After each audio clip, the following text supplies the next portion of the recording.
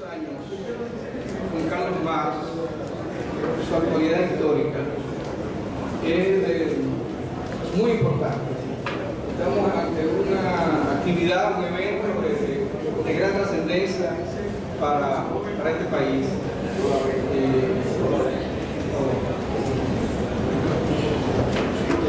Tan importante, se trata del personaje Carlos Marx, uno de los más influyentes pensadores de la historia, y según la BBC de Londres, el año 2000, que hizo una encuesta entre académicos del mundo,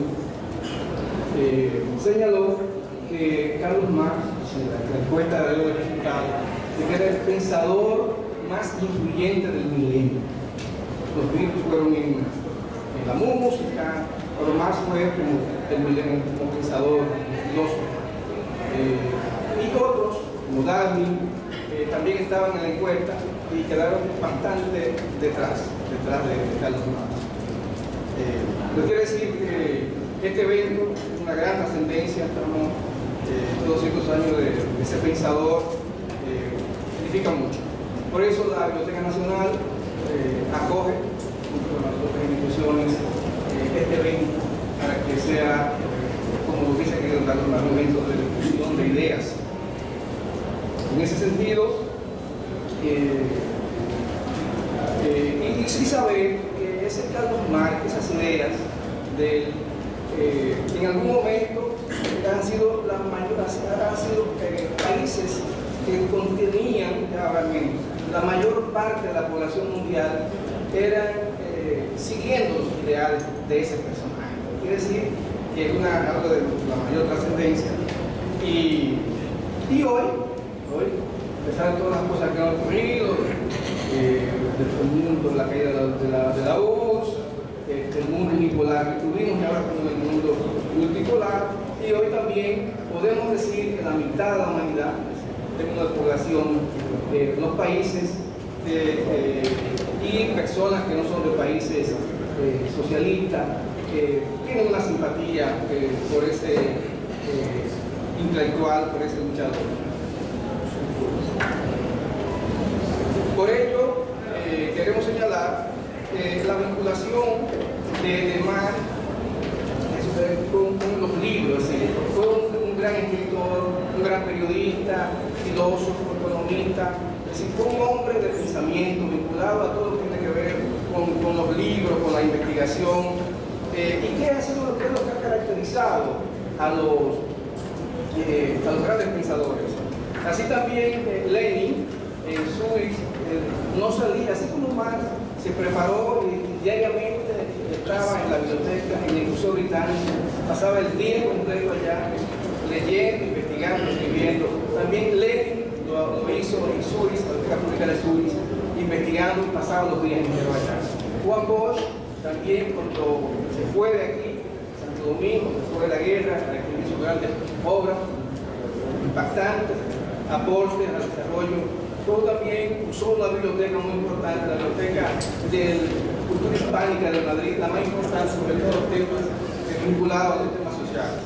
Y en ese sentido, señalar que en este país, Juan Bosch, además de que en una ocasión, en 1983, se declaró así públicamente marxista, pero lo importante, aparte de esa declaración, es que Bosch, su obra intelectual, su vida de militante, fue apegada a lo que son esos ideales. El marxismo, incluso uno de sus primeros libros, Indios, puntos históricos y leyendas, ahí hay aspectos que ahora se han señalado que ya encontramos ahí un marxista instintivo. De modo que la actividad de hoy tiene la mayor trascendencia. Un hombre que tocó todos los temas, como dijo don Carlos, todos los temas, y así quedó dicho con las palabras, el magnífico que pronunció el día de su enterramiento. Carlos Marx, Engels habló, tocó todos los temas, habido y por haber, e incluso temas de América Latina. Se fue alguien que tuvo comunicación a través de cartas con Abraham Lincoln, y eso tuvo también, lo ubica como un personaje que mantuvo una visión de toda parte, de todo lo que tuviera que ver con las ideas. De modo que de eso se trata, y como bien dijo en uno de sus libros, mientras los filósofos interpretaban el mundo, de lo que se trata es de transformarlo. Que este evento sirva, y así será, para que su conocimiento, sus ideas puedan serles útiles a nuestros pueblos en el proceso de cambios, de liberación, de transformación de esa realidad. Muchas gracias. Entonces, comenzamos. Gracias a la Biblioteca Nacional y la persona de su director por acoger esta actividad, por hacerla posible que estemos tan cómodos aquí compartiendo. A mí me toca la tarea ingrata de ser látigo en este momento. Entonces, agradecemos mucho a estos panelistas de gran nivel, han preparado sus textos. Vamos a tener 12 minutos, porque la idea es que después tengamos por lo menos una y media sesión de intercambio. Hemos pensado esta actividad, como ya ustedes vieron en el primer bloque, como una actividad donde vamos a aprender y vamos a reflexionar. Es decir, lo hemos pensado como una actividad también educativa. Entonces, cedo la palabra en primer lugar a Diógenes Céspedes, que nos va 12 minutos. El marxismo y su recepción en la República Dominicana. Para entender la recepción de Carlos Marx o del marxismo en la República Dominicana, habría que remontarse a lo que llamaría el socialismo utópico de Saint-Simon, Proudhon y de Robert Owen. Y después de esa recepción, esa merita una investigación, solamente lo que es el socialismo utópico, a ver cómo pasa de Francia fundamentalmente a los colonias franceses. Hay una cosa, no se está viendo bien.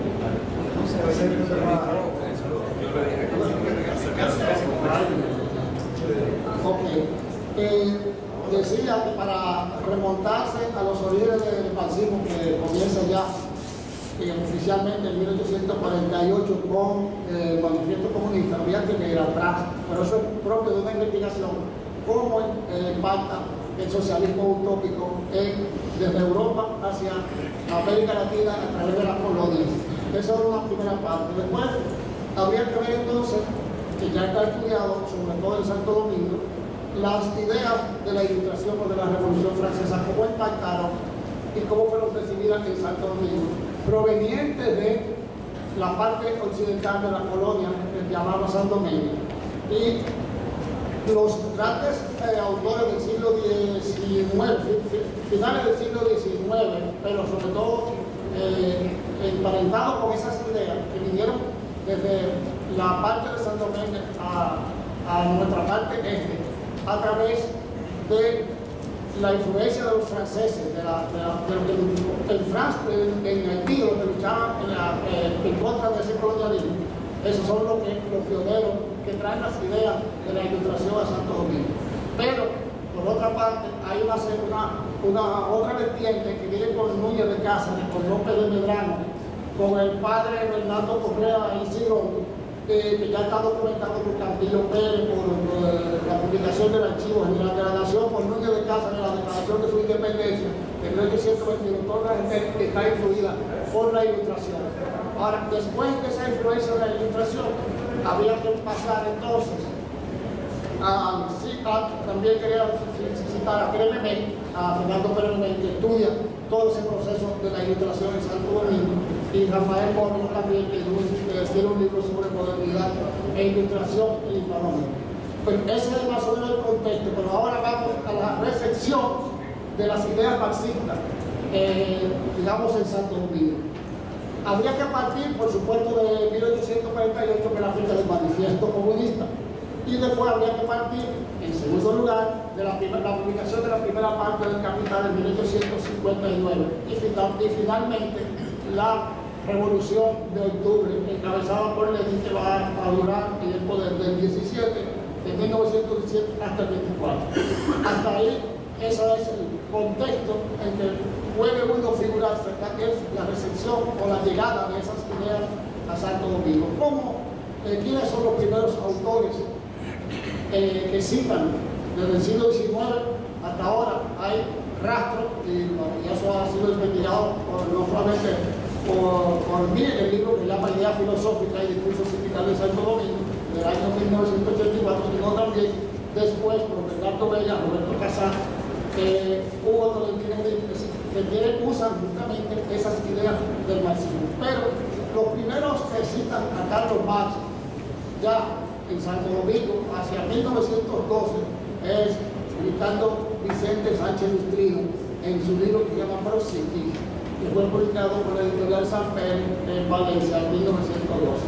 Y después de esas ideas que están en Prosiki de Sánchez Lustrino, el segundo que cita ya no solamente que cita a las ideas de Carlos Marx, sino que lucha por su implantación en Santo Domingo, es Adalberto Chapuzó, que tiene un libro que se llama El porqué del bolcheviquismo, que fue publicado hacia los años 20, pero editado de nuevo por la Universidad de Santo Domingo en 1987. Esos son los primeros autores dominicanos que reciben las ideas de Carlos Marx y que la difunden, y que incluso Adalberto Chapuzó fue incluso perseguido durante el gobierno de Horacio Vázquez por diseminar esa idea, y no solamente diseminarla, sino también tratar de formar un partido socialista. Se llamaba socialista en aquella época, porque ustedes saben que el socialismo se dividió en dos, pero siempre fue de orientación marxista. Pero cuando se divide en 1924 en el Congreso de Tours en Francia, se divide lo que llaman los socialdemócratas y los socialistas marxistas. Entonces es ahí que Adalberto Chapuzó, que lo he estudiado muy bien en el libro que se llama Idea Filosófica, tiene todavía una confusión entre esas dos corrientes, y una vez alaba los beneficios que aportaría el capitalismo a la clase obrera, y otra aboga siempre y llanamente por una revolución socialista. Y en la parte que concierne a Lenin, los que más citaron a Lenin y fueron en cierta medida, no solamente los barqueros, sino que también fueron como entusiastas, que vieron aquel movimiento de la Revolución de Octubre, vieron la salvación, el mesianismo de la clase obrera. Fueron también algunos pensadores que elaboraron en varias revistas dominicanas, como fue Letra, es decir, entre ellos Arturo Logroño fue un defensor de la revolución socialista establecida por Lenin. Solamente para citar a un personaje gordo de la cultura dominicana. Luego de esa recepción 1912-1924 hacia los 1930-40, viene la emigración española, que ya ha sido estudiada por Bernardo Bella. Es ahí donde propiamente entran las ideas marxistas y comunistas a Santo Domingo por los emigrantes españoles, que siempre hay una tradición de separación de clases, de lucha del obrero y burguesía. Ese dualismo no se veía bien en Adalberto Chapuzó, por la confusión que le expliqué, pero ya a partir de ahí sí entran las ideas socialistas a funcionar de lleno. Y en 1946, cuando Trujillo establece la negociación con el Partido Socialista Popular en Cuba, entonces ese libro de Bernardo Bella trabaja, que se llama Un interludio de tolerancia, ahí sí entran ya a funcionar ya en términos orgánicos, es decir, quiere decir de partido, por esas ideas marxistas, con la llegada de la gente del PCP. Pero todavía los migrantes españoles que llegaron, que eran comunistas, no lograron por su estatus de extranjeros articular partido comunista aquí, más o menos cédula clandestina o, digamos, asociación de grupos de amigos, y cuyo resultado es el que ya ha sido estudiado por los estudiosos de ese periodo, como en el caso del historiador Félix Cabral. Ustedes lo pueden tener esa documentación en su libro Poema de la Angustia, y está reflejado justamente el fervor de Félix Cabral por el marxismo. Y también Marrero Aristis, que fue un militante, no militante, pero de ese grupo que representaron los españoles republicanos, fue Marrero Aristis, y ustedes ya también está documentado por él mismo, donde se denomina como un comunismo, ¿verdad? Y luego de la llegada del PSP a Santo Domingo, ese interludio de tolerancia terminó, y hasta que viene el año 59, cuando llega la expedición del 14 de julio, y después de esa expedición, el fin de la era del purismo, que claramente con la llegada del MPD, con la segunda llegada del Partido Comunista de la República Dominicana, llega creo que a finales del 59 y está operando todavía incluso después del golpe de Estado. Entonces esos son más o menos los elementos de la recepción de estos partidos que está documentado a través de las investigaciones que ha realizado Roberto Casá en múltiples libros que ustedes lo tengan a disposición, no solamente en la biblioteca, sino también en las librerías. Luego, pues, de eso viene el juez golpe de Estado contra Juan Bosch en el 63, la extirpación a través de la ley número 7 del Tribunal, que se llama la ley anticomunista, que decreta inmediatamente la expulsión de casi todos los elementos que eran miembros de ese Partido Socialista Popular, y ya habían llegado de Cuba y habían entrado en la clandestinidad durante ese periodo de triunvirato que fue, digamos, el más orgulloso. Entonces tenemos que, a partir de esa documentación de Roberto Casasio, de los orígenes del movimiento 14 de julio, de Mauricio Báez, capitalismo y dictadura, modo de introducción, clases sociales y lucha de clase en la República Dominicana, también hay libros de un autor importante que también hay que estudiar, que es Justino José de López, que tiene un libro que se llama El exilio político dominicano anticomunista en Cuba, y otro libro de él se llama Mauricio Báez y la clase obrera. Entonces, pues, después de la vuelta en el centro de la democracia representativa, luego de los 22, casi de los 12 años de Balaguer, para los 12 años, los 10 años que tuvo el poder, hay, a través del gobierno de Cuba, un respiro y una recepción ya de las ideas marxistas en Santo Domingo, pero todavía siempre bajo el manto de una cierta clandestinidad.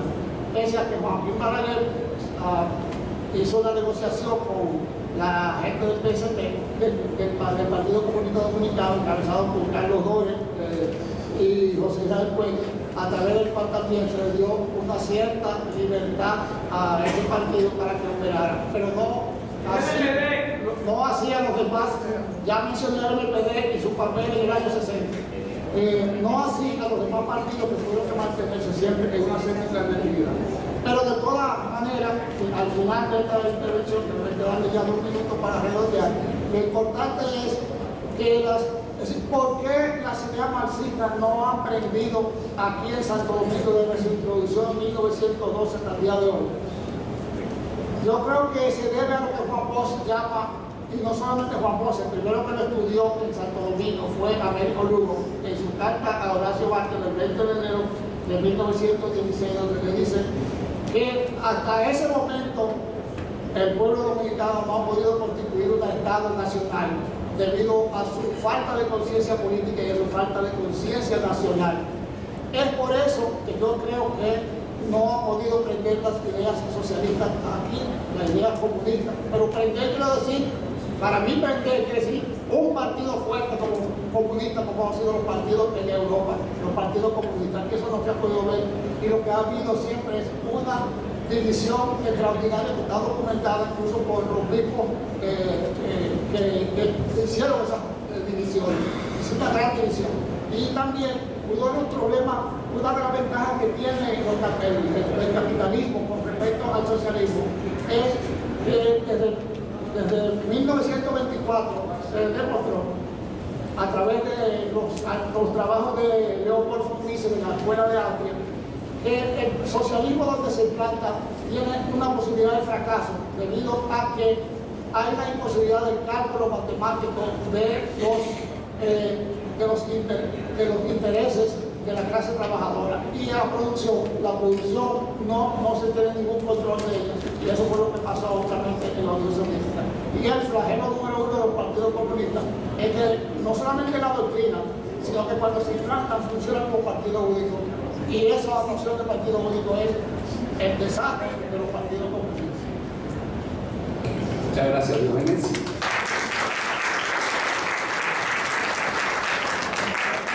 Para que los panelistas no se asusten, que se me olvidó decirle, yo primero les voy a poner 5 minutos, después 1 minuto y después una carita triste que dice tiempo agotado, que dice que bueno.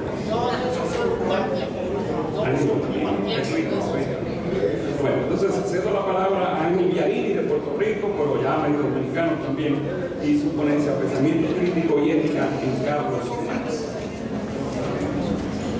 Quiero, antes que nada, reconocer y agradecer la magnífica y pertinente introducción de Carlos Pérez a este encuentro.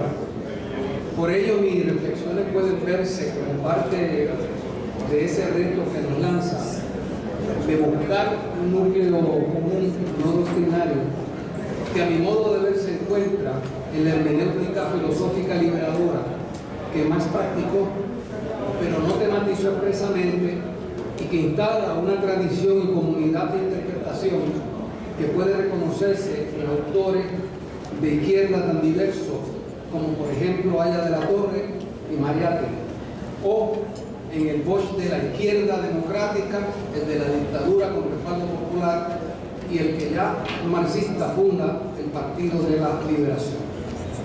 Que la hermenéutica sea filosófica alude al grado de generalidad ontológica que la caracteriza y que por ello puede servir de vehículo dialogante entre diversas concepciones revolucionarias y traducirse en aplicaciones concretas a diversos contextos e intereses. Que sea liberadora implica que está orientada por el interés y propósito de descubrir, señalar, denunciar y combatir la opresión, es decir, toda relación y práctica mediante la cual un grupo humano obstaculiza el pleno desarrollo humano de otros. En esta breve presentación reflexiono desde una perspectiva filosófica, hermenéutica y educativa en torno a la contribución y actualidad del pensamiento de Marx, de la hermenéutica que él funda, aunque repito, no tematizó, para comprender la naturaleza del pensamiento crítico y la conciencia ética, en tanto que competencias o capacidades humanas para construir y transformar la realidad y la relación entre ambas, que debe ser parte fundamental de la educación general de toda persona. Llamamos en nuestro trabajo pensamiento crítico a una forma de autoconciencia en la cual nos hacemos capaces o competentes para lograr una interpretación más adecuada de la realidad y poder manejarla para satisfacer fines, para los cuales el pensamiento se examina a sí mismo con el propósito de identificar limitaciones y fortalezas en su estructura y actividad.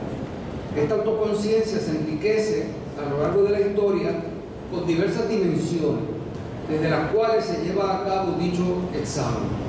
Con la filosofía clásica griega vemos la exigencia de claridad conceptual y coherencia lógica frente a los sofismas. Y en la modernidad, con el requisito de fundamentación empírico-racional, entre comillas, objetiva, de ir, entre comillas, a las cosas mismas, frente a la mera especulación subjetiva. En este proceso histórico de desarrollo del pensamiento crítico, Carlos Marx aporta dos importantes dimensiones que en nuestro trabajo hemos llamado, para propósitos educativos, contextual y pragmática, que nos obligan a reconocer condicionantes del pensamiento y la inserción de lo ético en el proceso mismo de construcción de conocimiento. La famosa expresión de Marx en la tesis de Feuerbach, y como un comentario marginal, yo creo que lo interesante de todos esos escritos no publicados, no formalmente elaborados de Marx, es que precisamente son los que nos alertan sobre el carácter siempre transitorio, siempre en construcción, no doctrinario de su propio pensamiento. Esos escritos son muy reveladores de esas transiciones que se producen en el desarrollo del pensamiento marxista. Pues esta frase los filósofos no han hecho más que interpretar de diversos modos el mundo, pero de lo que se trata es de transformarlo. Nos sirve de punto de partida para entender estas dimensiones. A primera vista podría pensarse que Marx opone transformar a interpretar, pero lo que Marx está proponiendo es una nueva hermenéutica frente a la kantiana hegeliana, desarrollada por la izquierda hegeliana, que toma como objeto y fundamento la conciencia y permanece encerrado en ella en la medida en que intenta explicar la misma desde ella misma y no desde las condiciones materiales, es decir, las prácticas y relaciones sociales que la originan y sostienen. Marx nos propone una hermenéutica liberadora, no meramente esclarecedora de la conciencia, sino transformadora de la realidad social de la que ella tanto, en su enajenación como en su intento de superarla, es expresión. Se trata de que se reconozca la conciencia a sí misma como expresión de contexto, portadora de relaciones sociales históricas contradictorias y cambiantes en las que se encuentra situada. La liberación solo puede ser tal, no solo si se reconocen y combaten las fuerzas sociales que la sostienen, sino también reconociendo y apoyándose en las fuerzas sociales que esa misma realidad, que surgen en esa misma realidad para transformarla. La interpretación crítica de Marx buscará demostrar, mediante la investigación científica, la necesidad de determinados órdenes de relaciones sociales, poniendo de manifiesto no solo los hechos que sirven de punto de partida y de apoyo, sino también la necesidad de un orden nuevo hacia el que aquel tiende a derivar, independientemente de que sus portadores tengan o no conciencia de ello. Lo que él llamaba la crítica de la crítica busca establecer, y cito uno de sus textos, las leyes especiales que presiden el nacimiento, la existencia, el desarrollo y la muerte de un determinado organismo social y su sustitución por otro más elevado.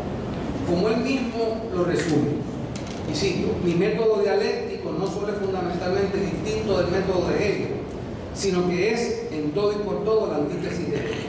Para Hegel, el proceso del pensamiento, al que él convierte incluso bajo el nombre de idea, en sujeto con vida propia, es el demiurgo de lo real. Y esto, la simple forma externa en que toma cuerpo. Para mí, lo ideal no es, por el contrario, más que el material traducido y traspuesto a la cabeza del hombre. Esta afirmación implica que el llamado a transformar el mundo y no limitarse a interpretarlo, reclama de nosotros no construir agendas transformadoras a partir de ello, orientadas por un mero ideal meta, para el que se busca en la realidad fuerzas que lo hagan posible, sino invertirlo, es decir, por el contrario, partir de las fuerzas reales en movimiento para descubrir en ellas el ideal al cual apunta. Por eso, en el prólogo a la primera edición del Capital subraya Marx: en Inglaterra el proceso de trastocamiento es tangible. Al alcanzar cierto nivel, habrá de repercutir en el continente. Revestirá allí formas más brutales o más humanas, conforme al grado de desarrollo alcanzado por la clase obrera misma, prescindiendo de motivos más elevados, pues su propio y particularísimo interés exige de las clases hoy dominantes la remoción de todos los obstáculos legalmente fiscalizables que traban el desarrollo de la clase obrera. Una nación debe y puede aprender de las otras. Aunque una sociedad haya descubierto la ley natural que preside su movimiento y el objetivo último de esta obra es, en definitiva, sacar a la luz la ley económica que rige el movimiento de la sociedad moderna, no puede saltarse fases naturales del desarrollo ni abolirla por decreto, pero puede abreviar y mitigar los dolores del parto. Este abreviar y mitigar es el espacio de la acción revolucionaria que abre el pensamiento crítico. Es la verdadera esfera de la libertad humana, tanto frente al determinismo mecanicista etapista de un materialismo grosero, como a uno voluntarista aventurero. Dos ejemplos ilustran esta idea.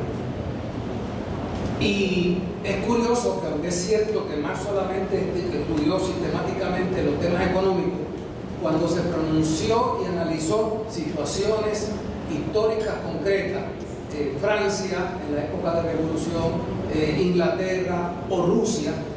De Rusia, por ejemplo, incluso estudió el ruso y se dedicó a estudiar la historia rusa para poder pronunciarse científicamente sobre eso.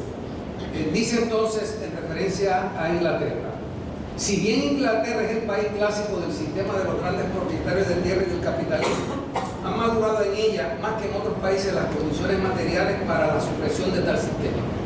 El Consejo en general, se refiere a la Asociación Internacional de Trabajadores, se ve colocado ahora en una situación afortunada, merced a que esta gran palanca de la revolución proletaria se halla directamente en sus manos.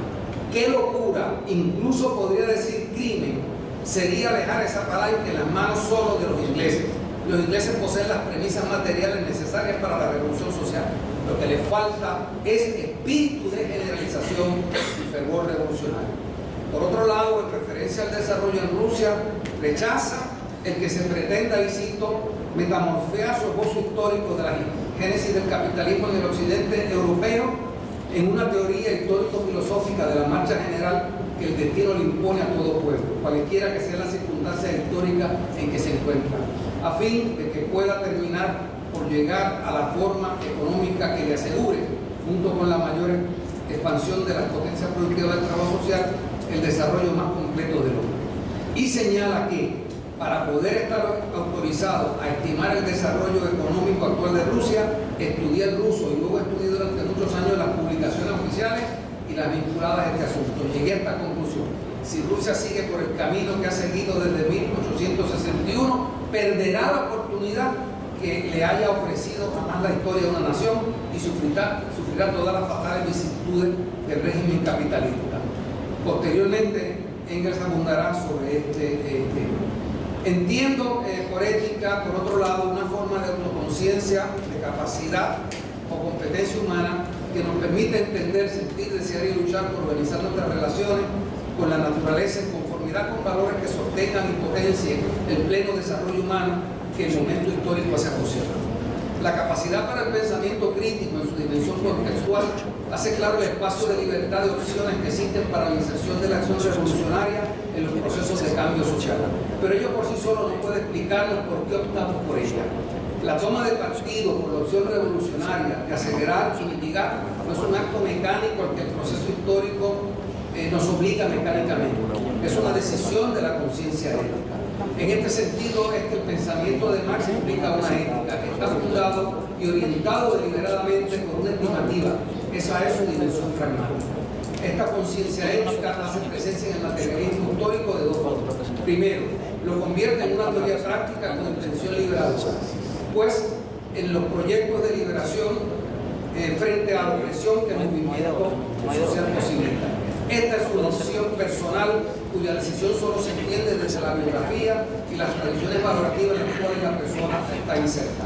Así en Marx, a lo largo de sus etapas de reflexión y desarrollo, desde el joven cristiano que busca definir su compromiso de vida hasta sus últimos escritos y actividad política, como se refleja en su crítica al programa de Gotha, se mantiene una opción personal militante en favor de los oprimidos. Militante y crítica porque se reconoce como tal y porque busca apoyarse en meros ideales sino en las fuerzas sociales que lo generan y pueden hacerlo posible en formas concretas de vida, por ejemplo la dictadura del proletariado o el comunismo. En segundo lugar, y con esto termino, la opción ética está inserta en el pensamiento crítico mismo, en la medida en que su interpretación, su conclusión de conocimiento busca descubrir las condiciones de expresión y liberación. La expresión los filósofos no han hecho más que interpretar los diversos modos del mundo, pero de lo que se trata es de transformarlo. Es también una crítica a la supuesta neutralidad científica valorativa en el análisis de la realidad social, que al carecer de referentes valorativos no puede reconocer, mucho menos tematizar, los efectos de las relaciones y prácticas sociales sobre la calidad de vida de los seres humanos. La interpretación es inseparable de valoraciones acerca de lo bueno y lo malo, lo cual a su vez es inseparable de los grupos o clases sociales que como sujetos del sistema que analizamos, de las relaciones que existen entre ellos, del lugar que ocupan y por lo tanto de sus contradicciones y luchas. En este sentido, la interpretación se orientará consciente o inconscientemente a prestar atención o a ignorar ciertos aspectos de esas relaciones y esa lucha. Las relaciones de opresión solo están ahí, solo pueden ser atendidas, reconocidas, analizadas, juzgadas en las cosas mismas si el observador e intérprete está orientado en su marco de referencia por tales valoraciones. El incluirlas o no incluirlas, como ocurre en una postura supuestamente neutral, tiene unos efectos sobre la lucha de clases que se dan en la realidad.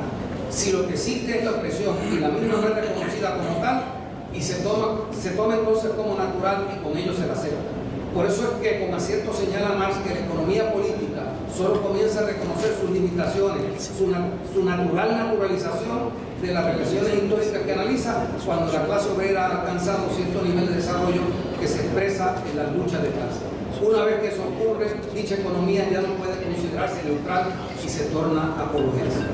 En conclusión, a 200 años de su nacimiento, la contribución al entendimiento y práctica de una hermenéutica crítica y ética de la realidad orientada a su transformación que fundó Marx mantiene su vigencia y actualidad, sobre todo en estos tiempos en que el capital, en su forma neoliberal, agudiza los conflictos con la naturaleza, entre nosotros y con nosotros mismos, y hace más necesario que nunca este ejercicio liberador. Muchas gracias.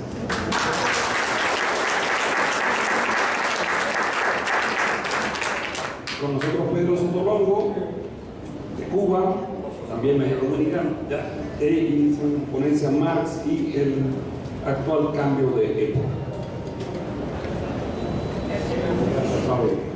11:49, no cuenta ahí para tu familia.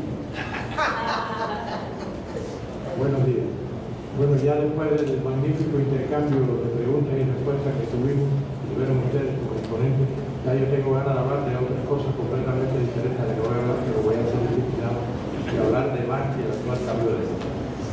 Después las preguntas, si quieren, me las hacen.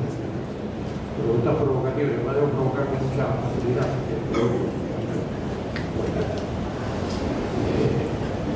Todas las épocas son épocas de cambio, pero no hay épocas de algo no cambia.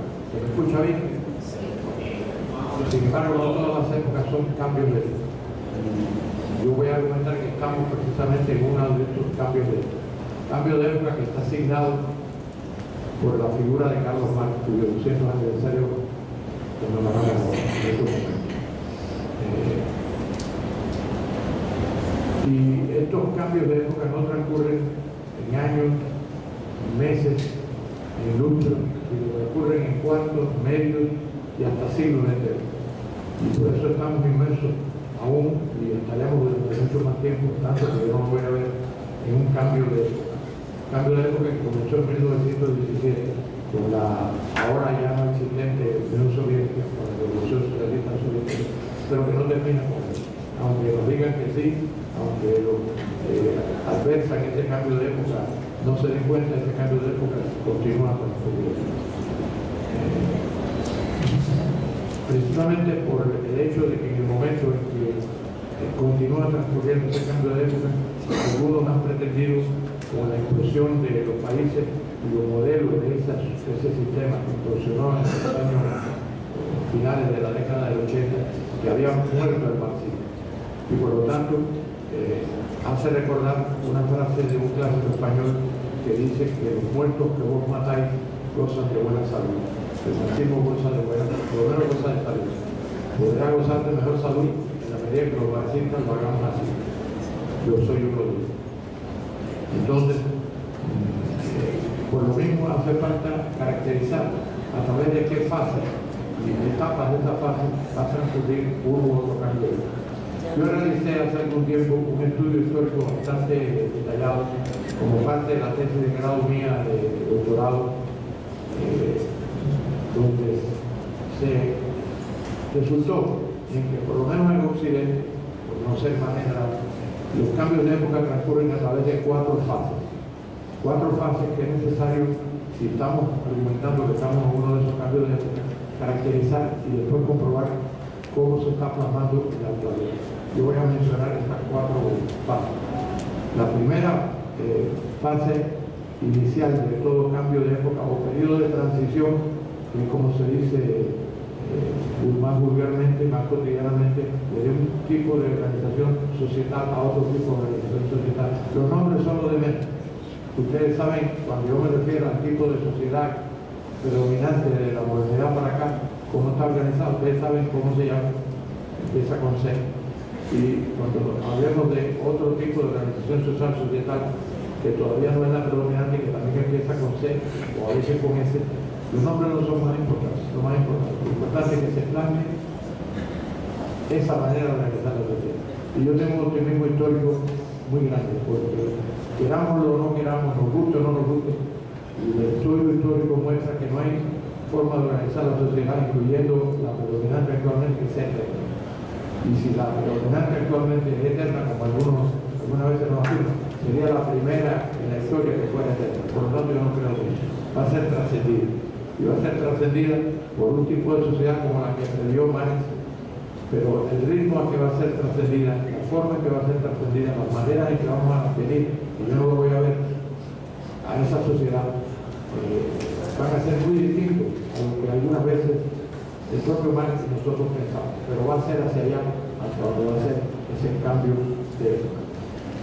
Yo decía que el tramo inicial, la fase inicial de ese cambio de época y la ocurrencia, en algunos países por lo menos de la época en que se trata, de un cambio cualitativo en las relaciones sociopolíticas, lo que llamamos la revolución sociopolítica.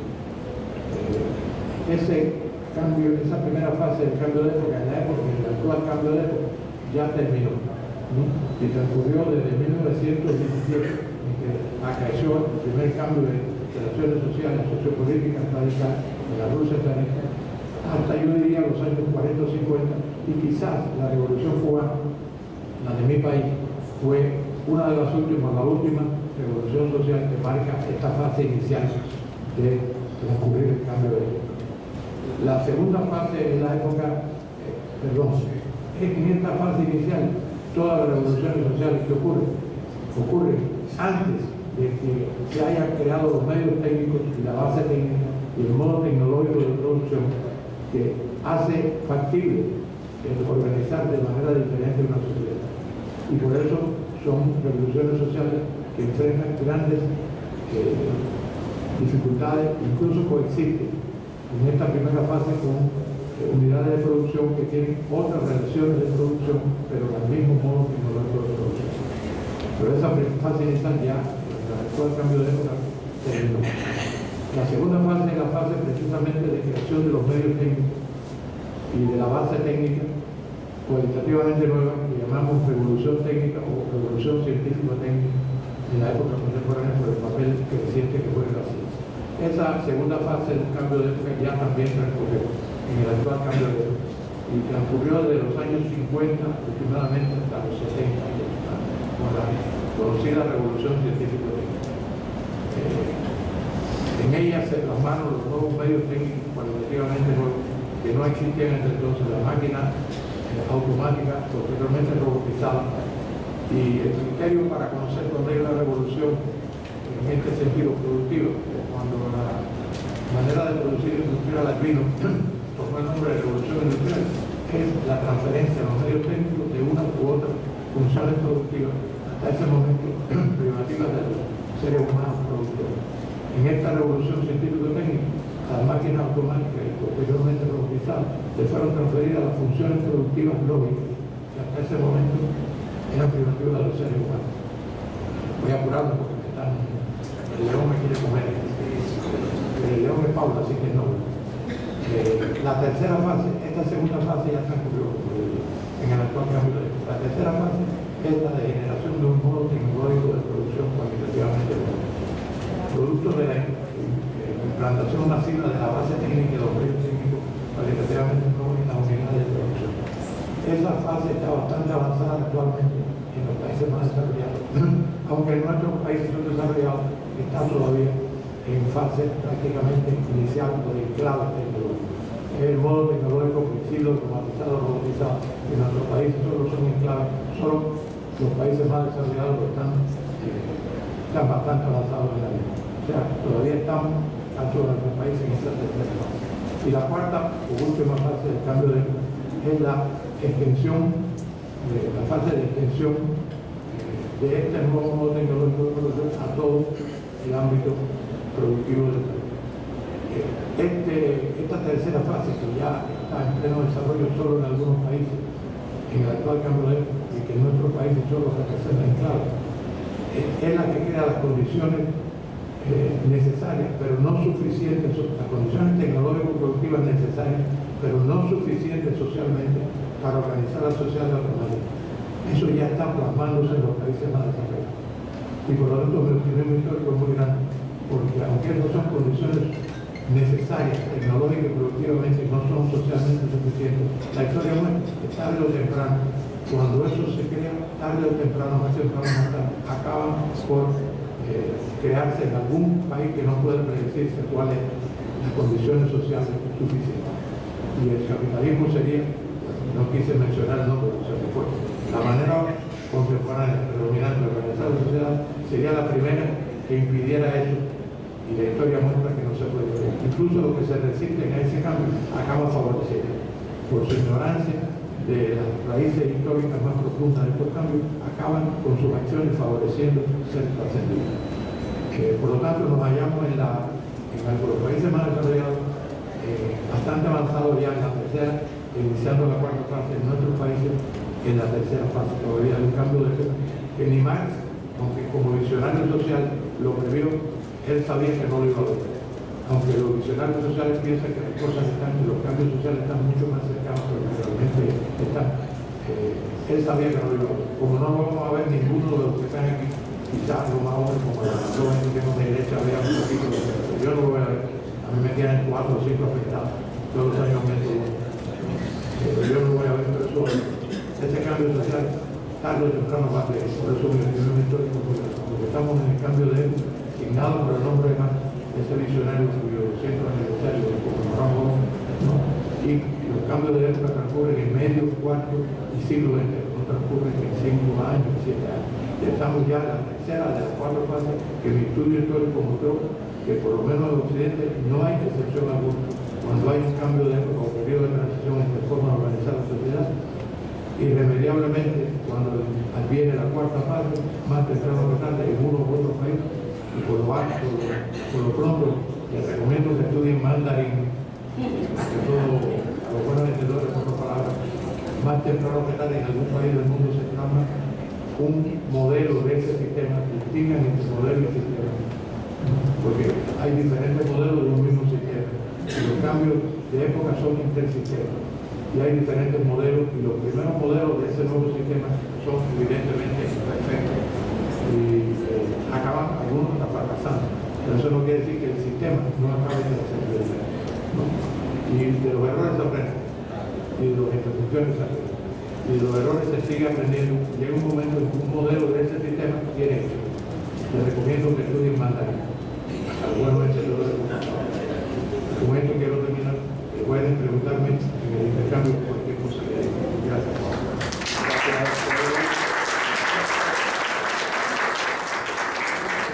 Me dejaste 30 segundos. Muy bien.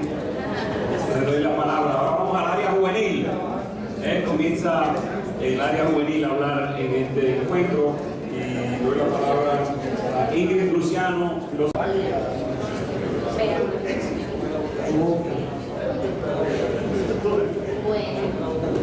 Buenos días todavía. Esta ponencia se pudo haber titulado también Aportes marxistas para una estética. Así uno. Pero se basa en lo que fue Peter System Maestría de metodología en la UAS, donde Sotomayor dio clases, y que trataba sobre la relación entre forma estética y contenido político de Bertolt Brecht, pero me pareció más interesante, más que hablar de Brecht en este escenario, hablar de lo que sería el marco teórico de mi estudio, o una parte de ese marco teórico, que son autores que aportan de manera muy variada a una estética marxista, que serían Adolfo Sánchez Vázquez, Georgie Lucas y Theodor Adorno. Muy variados, con diversidad de ideas que tienen, pero se puede decir que a su manera cada uno aporta a un proyecto de una estética marxista. ¿Cómo así un proyecto de una estética marxista? Marx no escribió un tratado de estética, pero de sus diversos escritos se saca más o menos un centenar de páginas de lo que podría servir para sistematizar sus ideas sobre el arte. hay quienes impugnan la noción de una estética marxista como tal y prefieren hablar de sus ideas sobre el arte.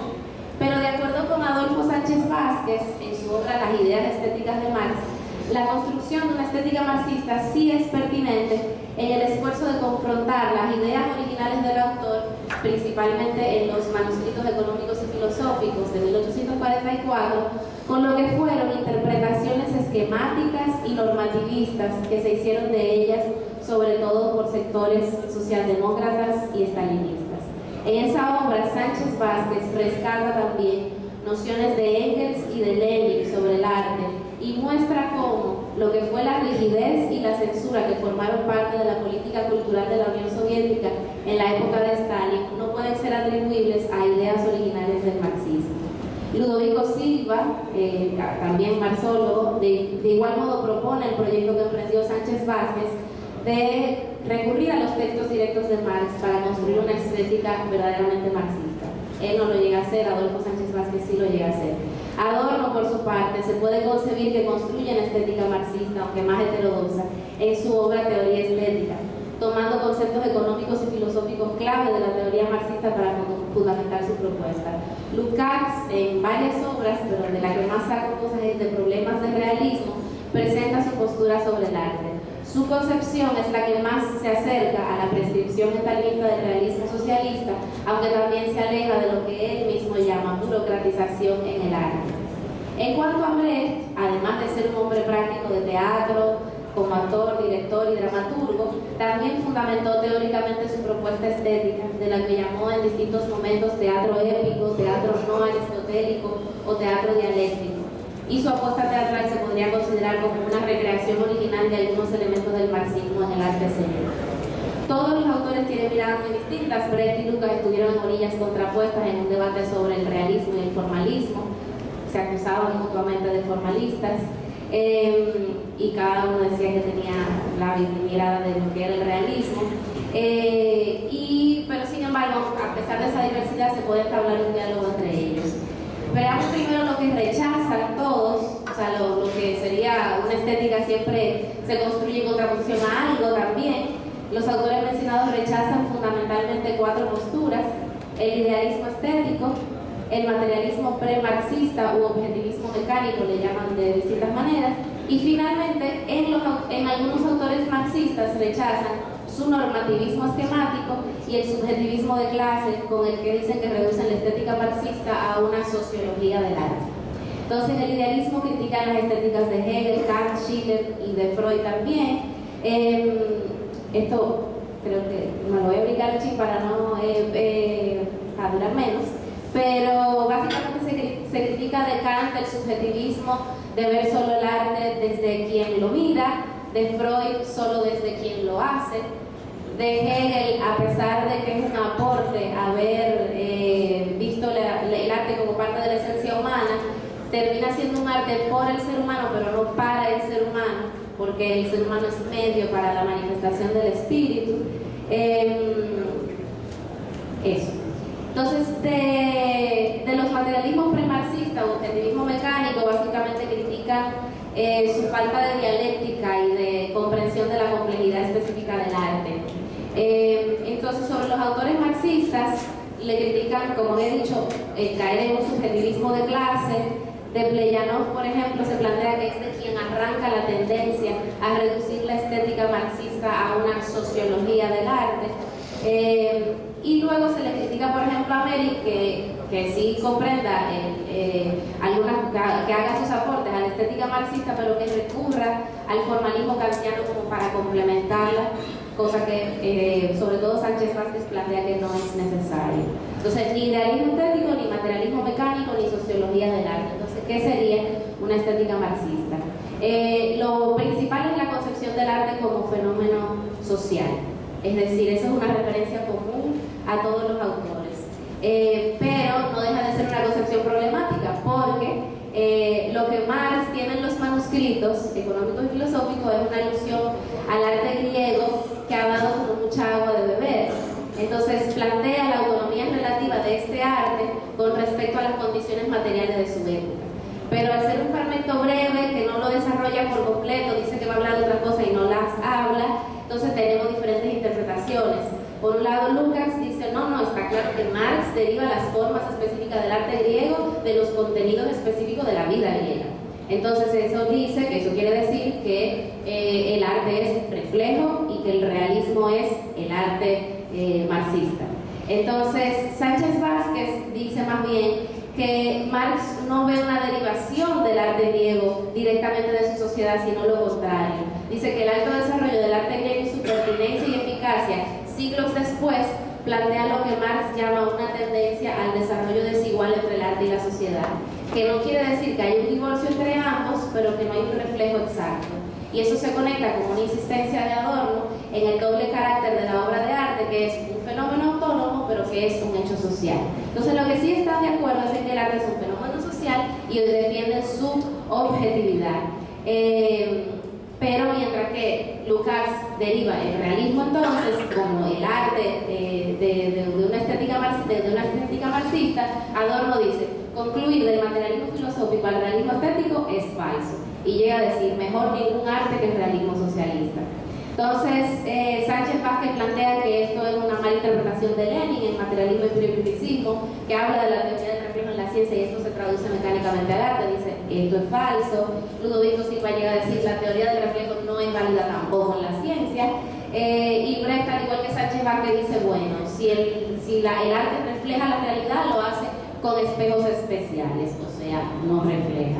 Entonces, lo que se plantea es que el carácter objetivo del arte, en lo que están de acuerdo Sánchez Vázquez, Adorno y Brecht, que sería una estética de la producción, es que es un producto social. Entonces Sánchez Vázquez ahí recurre a Marx y su teoría sobre el trabajo. El arte es trabajo creador. Entonces, al igual que para Hegel, Marx ve en el trabajo una objetivación del ser humano, pero mientras que para Hegel objetivación siempre es enajenación, para Marx hay una distinción entre ambos términos. Se puede objetivarse en el trabajo sin que el mismo sea enajenado. Es en el capitalismo, donde se da la propiedad privada sobre los medios de producción, donde se da la explotación del hombre por el hombre, donde se da un trabajo enajenado. El arte es parte de la objetivación del ser humano, una creación tangible, y es un tipo de trabajo que, a diferencia de las otras formas ligadas a necesidades de subsistencia, se pone por encima de esta, representando una necesidad de expresión del ser humano. Entonces, Adorno, en consonancia con esto, plantea el arte como fruto de las fuerzas productivas de la sociedad. Entonces, esta concepción del carácter material, social de la producción artística es como uno de los fundamentos, yo diría el fundamento esencial de lo que sería el aporte de la estética marxista hoy, y aporta la designificación del arte como una creación pura del espíritu, que cae en subjetivismos anticriticados, pero permite reconocer lo que Marx llama la hostilidad del capitalismo al arte, que busca convertirla en mercancía, quitándole su carácter de trabajo creativo y tratando de masificar y estandarizar la producción y el consumo. Entonces, esta estética, claro que tendría también, todo ámbito tiene problemas a resolver. Hay una serie de problemas propios de lo que sería una estética marxista. Y Sánchez Vázquez es el más sistemático planteando cuáles serían. Dice que hay errores a corregir, no reducir la sociología del arte, y reconocer entonces lo que Adorno dice de que es fenómeno autónomo y al mismo tiempo está condicionado por la sociedad, y hay un vínculo dialéctico en eso. Evitar la reducción del arte a la mera imitación, o sea, la estética marxista no se puede reducir a una estética del realismo. No dedicarse a normativizar el arte, pues el arte también es expresión de la necesidad interna del artista. La estética marxista no es un compendio de normas para la creación. Brecht diría que un artista no puede crear con miedo al veredicto de un burócrata en una oficina, y su propuesta es por la completa libertad en el arte, como lo plantean Breton y Trotsky en el manifiesto que firmaron en su tiempo Breton y Diego Rivera. Tienen básicamente los mismos planteamientos.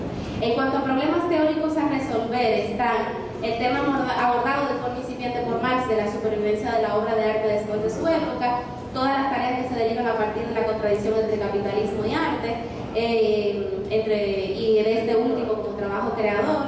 Adorno agrega dialéctica entre, además de la de autonomía del arte y su condicionamiento social, entre objetividad y subjetividad, diferencia entre intención, sentido, tema y contenido en el arte, que ayuda a ver que, por ejemplo, un arte político no quiere decir solamente arte de agitación o que tenga un tema político, sino que tiene que ver con otras cosas, el tema de las vanguardias artísticas, relación entre teoría del conocimiento y arte, etc.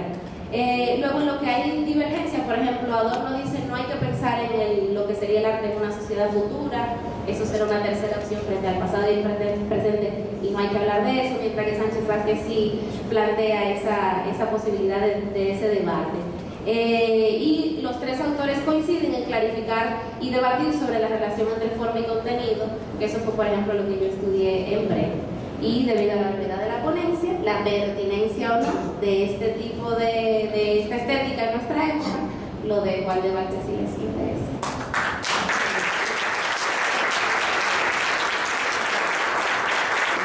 Muy bien. Ahora nos vamos a un tema tal vez que no sea tan que toque tanto la sensibilidad, Marx y el derecho, así que Jaime Rodríguez nos va a ayudar a reflexionar sobre este tema. Buenos días, gracias por la invitación. Voy a hacer algo que en verdad no me gusta, pero que para seguirme el tiempo es necesario, es leer. Parece mayoritariamente reconocido el hecho de que no es posible inferir una teoría general del derecho a partir de los distintos textos escritos por Carlos Marx. Las principales construcciones teóricas marxistas sobre el derecho han partido de consideraciones tangenciales realizadas por Marx, pero no de un trabajo central de este sobre el tema. De todas estas consideraciones existen dos que saltan a la vista por su amplia divulgación. Primero, el derecho sería un reflejo superestructural de la estructura económica. Segundo, el derecho sería un instrumento utilizado por una clase para su dominación. La primera de estas consideraciones surge de la famosa metáfora arquitectónica que Marx utilizó en su prólogo a la crítica de la economía política, cuando sostuvo que el conjunto de relaciones de producción forma la estructura económica de la sociedad, la base real sobre la que se levanta la superestructura jurídica y política y a la que corresponden determinadas formas de conciencia social. La segunda puede situarse en distintos pasajes, dentro de los cuales el más famoso sería aquel del Manifiesto Comunista, en el cual Marx considera que el gobierno del Estado moderno no es más que una junta que administra los negocios comunes de toda la clase burguesa. Las interpretaciones extremas de estas consideraciones han llevado a adoptar posiciones sobre el derecho que desde el marxismo particularmente me parecen erradas. El hecho de resaltar la influencia en el derecho de las relaciones materiales provocadas por las estructuras económicas no quiere decir que toda expresión del derecho tenga una explicación derivada de dicha situación, o que el derecho, como superestructura jurídica, no pueda a su vez influenciar esas relaciones materiales, además de contar con una autonomía relativa. De igual manera, sostener que el derecho del Estado es utilizado tendencialmente para favorecer los intereses de una clase no puede llegar a significar que toda expresión del derecho es favorable a los intereses de esa clase. Bajo esas interpretaciones no podrían entenderse reclamos hechos por el propio Marx y que requerían de un reconocimiento formal normativo, como por ejemplo la reducción de la jornada laboral, que de hecho ocurrió, y todos los derechos laborales. Considero que lo que se debe retener de estas consideraciones es la crítica a la idea de Estado y de uno de sus principales instrumentos, el derecho, como una institución consensuada entre los ciudadanos o como una institución consecuencia de la evolución racional de la sociedad, tal cual afirman muchas de las teorías contractualistas. Por el contrario, la estructuración del Estado y del derecho se fundamentaría en las relaciones de poder existentes, a partir de las cuales, no obstante las contradicciones y reconocimientos parciales de las posiciones distintas, determinados sectores se erigen como dominantes. A ello se agrega la notable particularidad de que para que el dominio de esos sectores sea eficaz, sus intereses legitimados por el derecho deben ser presentados públicamente como intereses de la generalidad. Parte de este razonamiento puede ubicarse en la ideología alemana cuando Marx sostiene lo siguiente: los individuos que dominan bajo estas relaciones tienen, dependientemente de que su poder deba constituirse como Estado, que dar necesariamente a su voluntad, condicionada por dichas determinadas relaciones, una expresión general como voluntad de Estado, como ley, expresión cuyo contenido está dado siempre por las relaciones de esta clase, como con la mayor claridad demuestran el derecho privado y el derecho penal. La principal conclusión que desde el marxismo puede tenerse sobre el derecho es que este cumple una función política de legitimación de las relaciones de poder existentes dentro de las cuales sí predominan tendencialmente aquellos sectores que controlan las relaciones económicas. Dicha legitimación se produce en gran medida a través de la naturalización de las relaciones cristalizadas jurídicamente o de su puesta en escena como realidades de interés universal para todos los ciudadanos. Sin embargo, como ya establecí, no toda expresión del derecho responde a los intereses de un determinado sector o de una clase social. Las relaciones que son cristalizadas por el derecho son más complejas y esto incorpora reivindicaciones propias de las clases y sectores subalternos. El Estado y la Constitución, criterio de Nico Polanzas, se expresan como una condensación material de la correlación de fuerzas existente en una sociedad. En esta parte encuentra sentido el concepto de hegemonía trabajado por Antonio Gramsci. Según Gramsci, el hecho de la hegemonía presupone, sin duda, que se tengan en cuenta los intereses y las tendencias de los grupos sobre los cuales se ejercerá la hegemonía, que se constituya un cierto equilibrio de compromiso, o sea, que el grupo dirigente haga sacrificios de orden económico corporativo. Sin embargo, agrega que también es indudable que tales sacrificios y el mencionado compromiso no pueden referirse a lo esencial, porque si la hegemonía es ético-política, no puede no ser también económica, no puede no tener fundamento en la función decisiva que ejerce el grupo dirigente en el núcleo decisivo de la actividad económica. Es decir, que las sesiones no pueden llegar al punto de tocar lo esencial del sistema capitalista. En definitiva, el derecho, desde una perspectiva marxista, cumple con una determinada función política. Esta función política del derecho, me parece que es la parte más importante, puede también ser aprovechada por los sectores y las clases subalternas cuando en las constituciones se reconocen formalmente sus reivindicaciones. Pero este es solo un escenario en el cual se produce una batalla por la legitimación jurídica de las posiciones que se corresponden a las distintas fuerzas políticas. La lucha continúa en otros ámbitos, como el desarrollo legislativo de los preceptos constitucionales ya reconocidos, la aplicación y la interpretación del derecho. En el 18 Brumario de Luis Bonaparte, Marx evidencia la forma en que el reconocimiento de derechos y libertades públicas en la Constitución francesa del año 1848 solo hacía abrir otra lucha en el momento de aplicación de las mismas.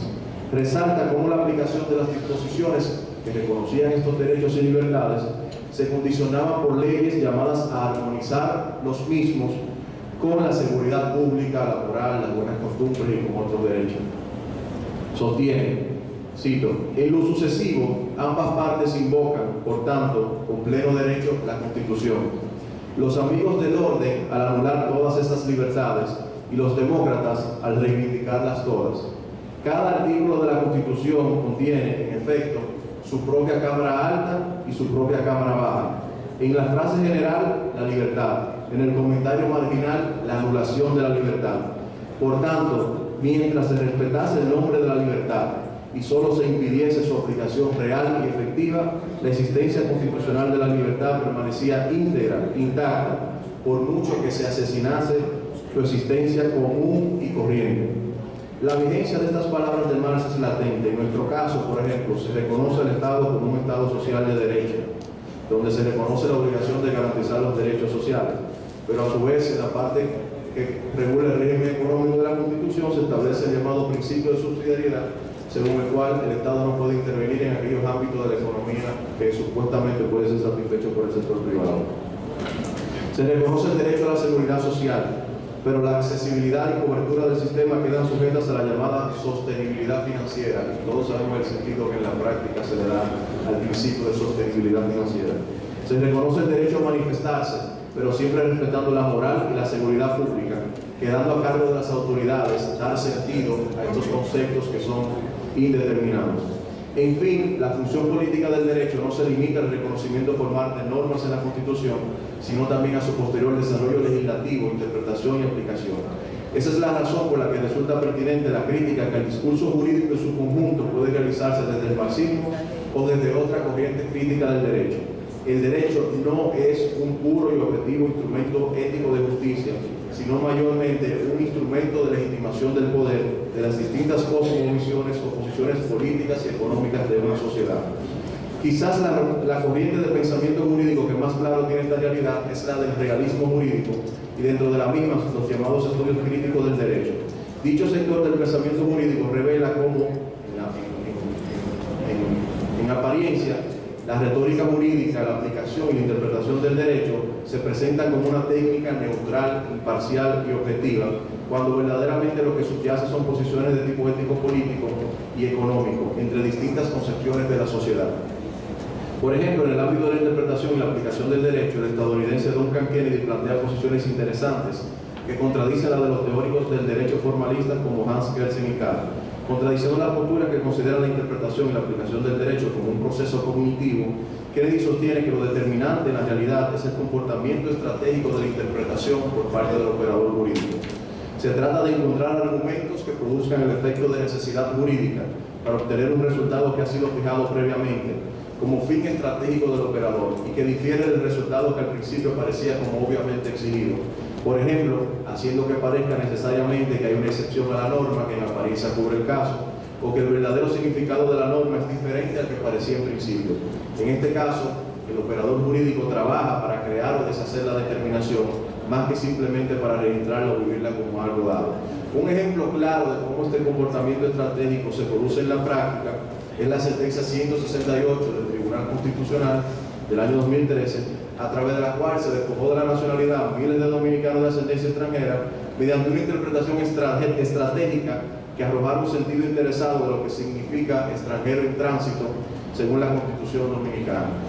Podríamos decir que ese proceso de interpretación fue objetivo, imparcial, o que tenía subyacente ya una valoración política respecto del tema que se estaba discutiendo.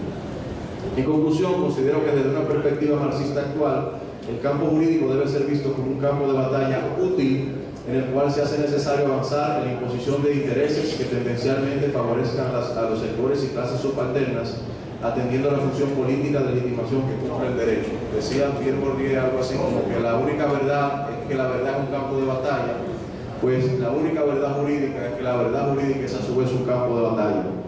Esto no quiere decir que a través del mismo puedan producirse transformaciones estructuralmente decisivas en lo que respecta al sistema capitalista criticado por Marx, pero ello no puede ser razón suficiente para desechar la queja de posición que en el ámbito del mismo puede darse.